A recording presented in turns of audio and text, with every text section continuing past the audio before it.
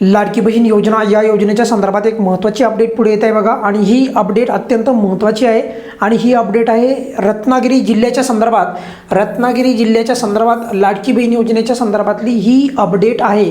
Update काय आहे अगदी स्पष्टपणे व्हिडिओच्या सुरुवातीला सांगतो बघा.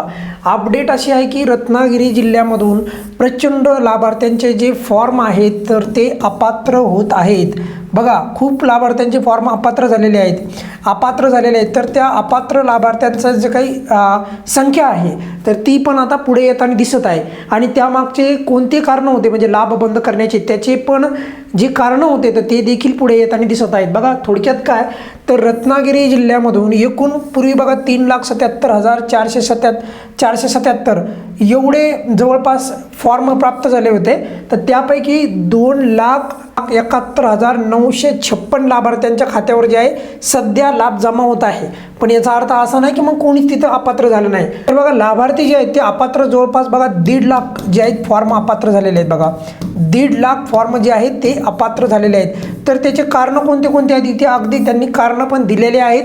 कोणत्या कारणामुळे यावेळेस रत्नागिरी जिल्ह्यामधून प्रचंड लाभार्थ्यांचा लाभ अपात्र करण्यात आलेला आहे. जर तुम्ही पण रत्नागिरी जिल्ह्यामधून असताना तर नक्की कमेंट्समध्ये सांगा तुमचा लाभ चालू आहे की नाही म्हणून. आणि शासनाने पण जे आहे ना बघा खूप मोठ्या प्रमाणामध्ये जे आहे काही अशा लाभार्थी आहेत ज्या पात्र असताना पण त्यांचा लाभ विनाकारणचा लाभ जो आहे तो विनाकारण बंद केलेला आहे. आणि फेर तपासणी पण चालू केली नाही बरं का. फेर तपासणी चालू करायला पाहिजे. एवढ्या मोठ्या प्रमाणामध्ये जर लाभ बंद करीत असाल तर फेर तपासणी पण चालू करा. लाडक्या बहिणींचा लाभ लवकरात लवकर चालू करण्याची जी प्रोसिजर आहे तर ती सरकारने सुरू करावी बघा.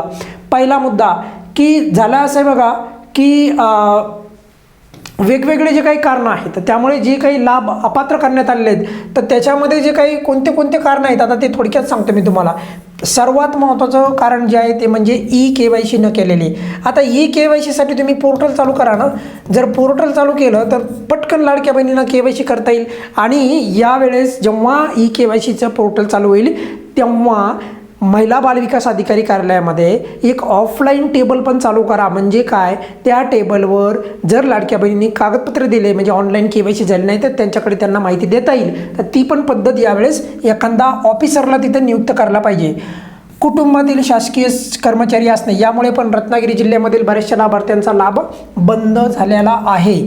त्यानंतर बघा RTOमध्ये जे आहे नोंदणीकृत त्यांच्या नावावर कुटुंबाच्या एखाद्या सदस्याच्या नावावर 4 चाकी असणे.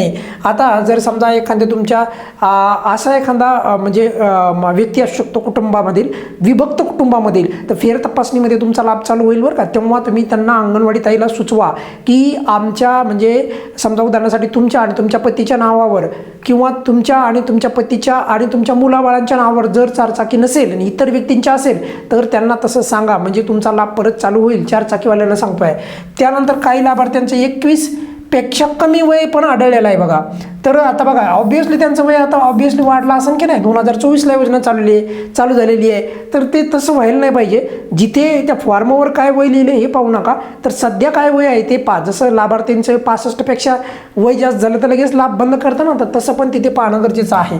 त्यानंतर आणखी काय काय कारणामुळे तिथे लाभ बंद करण्यात आले तर काही पुरुष किंवा तृतीय घटक यांनी चुकीची जे आहे नोंद करण्यात आलेली बघा त्यांच्याकडनं. म्हणजे निवडतानाच त्यांच्याकडनं जो पर्याय आहे तो चुकीच्या पद्धतीने निवडला गेला त्यामुळे पण लाभ बंद होत आहेत. आता तुम्ही म्हणाल हे असं कसं काय होत आहे तर त्यांची फेर तपासणी जी आहे फेर तपासणी ही प्रक्रिया जी आहे आपण पाहत आहोत. मार्च एप्रिलला पण प्रचंड लाभार्थ्यांचे जे लाभ आहेत ते कागदपत्रामुळे बंद झाले होते. कागदपत्रे अपलोड न केल्यामुळे काही कागदपत्रे अपलोड केले तरी पण बंद झाले होते. म्हणजे याचा अर्थ त्यांची फेर तपासणी प्रक्रिया मागे म्हणजे पडद्याआडून चालूच आहे असं म्हणलं तरी काय हरकत नाही.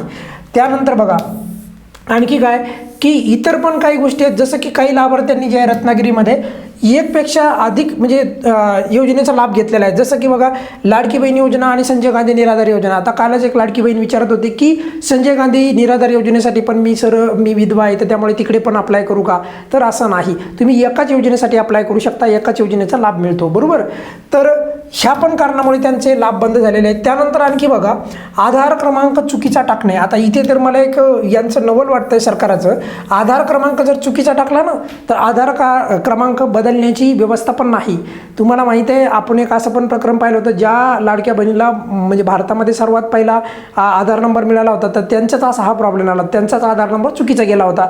नंतर त्यांचा आधार नंबर जोडला, पण इतर लाभार्थी ज्या लाभार्थ्यांचा आधार नंबर चुकलेला आहे त्या लाडक्या बहिणीने आपलं महिला बालविकास अधिकारी कार्यालयाला गेल्या, पण तिथे कोणत्याही पद्धतीने त्याच्यामध्ये दुरुस्ती करता आली नाही. बऱ्याचशा लाडक्या बहिणीने चक्रा मारून मारून बेजार झाल्या त्या, पण अजूनही त्याच्यामध्ये दुरुस्ती करण्याचा ठोस पर्याय नाही. फक्त त्या ॲप्लिकेशनमध्ये गेल्याच्या नंतर आहे ना, तिथे वेगवेगळ्या पद्धतीने लाडक्या बहिणींचा उलट वेळ जातो. पण त्या ॲप्लिकेशन पोर्टलचा, तर पोर्टलमध्ये काय अशा प्रकारच्या गोष्टी ज्या याची दखल घेतल्या जात नाही असं मला तरी वाटतं आहे. आणि तक्रारीमध्ये जे काही एखाद्या लाडक्या बहिणीने जर का कागदपत्रे अपलोड केले, तर त्याही कागदपत्राचा जो काही फॉर्म आहे 2-2 महिने झाले तर रिव्ह्यू आहे, 1-1 महिना झाला रिव्ह्यू आहे, तर तिथे पण जरा विचार करणं गरजेचं आहे. काही लाडक्या बहिणीने कागदपत्रे जे आहेत चुकीची दिलेली आहे, त्याच्यामध्ये पुष्टी झालेली नाही. आता हे जे पुष्टी कुठं व्हायली माहिती आहे का, ही व्हायली प्रोव्हिजनल लेवलला. ही मी सर्व गोष्टी तुम्हाला सांगायलो आहे की हे काय होते नेमकं यांच्याकडनं प्रोव्हिजनल लेवलला. आता प्रोव्हिजनल लेवलला म्हणजे जे काही अधिकारी असतात, तर ते अधिकारी काय करतात, काही पण किरकोळ जरी कारण असेल तर फॉर्म रिजेक्ट करून टाकतात. आता कशामुळे करतात, भीतीमुळे करतात का जाणून बुजून लाडक्या बहिणींना लाभ बंद करण्यासाठी करतात माहिती नाही आहे. पण मात्र एखाद्या लाडक्या बहिणीने जर समजा आधार कार्ड बरोबर टाकलं आहे, काहीच चुकीचं नाही केलेलं आहे बरोबर, की त्या लाडक्या बहिणीचा थोडंसं जर काही क्लिअर नसेल लगेच तिचा लाभ बंद करून टाकायचा. आता नंबर कशासाठी दिला आहे मग आधार कार्डचा, तर तो नंबर पहा, त्याची तुम्ही तपासणी करा.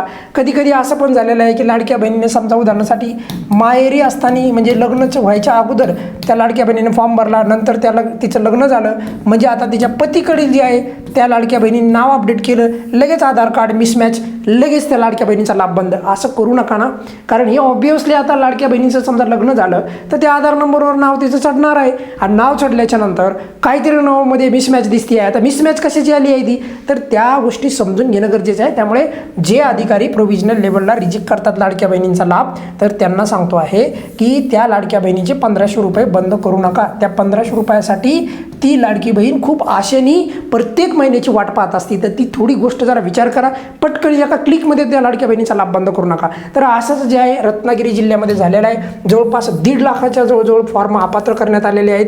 आता बघा, या संपूर्ण प्रक्रियेमध्ये आता असं नाही आहे की जे काही आता हे अपात्र करण्यात आलेले आहेत ना, तर याच्यामधले जे तांत्रिक कारणामुळे जे बंद झालेले आहेत म्हणजे टेक्निकल कारणामुळे, तर यांना फेर तपासणी जी आहे, तर लक्षात ठेवा, या फेर तपासणीमध्ये यांना परत लाभ चालू होऊ शकतो.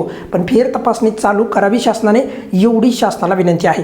या व्हिडिओमध्ये आपण इथेच थांबूयात. बघा, लवकर शासनाने फेर तपासणी चालू करावी ही या व्हिडिओच्या माध्यमातून कळकळीची विनंती आहे. या व्हिडिओमध्ये आपण इथेच थांबूयात.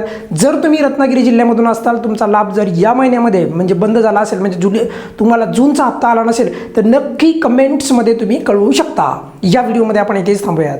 धन्यवाद.